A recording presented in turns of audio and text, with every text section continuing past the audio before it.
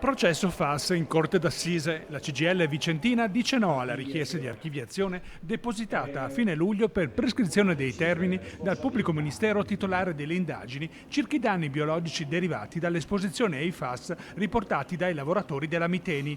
Per questo il sindacato ha depositato in tribunale formale opposizione alla richiesta. Riteniamo che questa decisione potrebbe bloccare un processo di giustizia nei confronti di questi lavoratori e anche un momento, un processo per far chiarezza ulteriore sulla correlazione di queste sostanze con la salute delle persone, nell'interesse non solo dei lavoratori esposti, ma anche della popolazione più in generale. Le indagini erano iniziate nel 2020 proprio a seguito di un esposto depositato in procura dalla stessa CGIL, che ha fin qui inoltrato all'INAIL 43 domande di riconoscimento di malattia professionale per conto di altrettanti lavoratori. Riteniamo che come si procede per un reato doloso, ovvero volontario in Corte d'Assise, si debba fare anche per quanto riguarda le malattie dei lavoratori.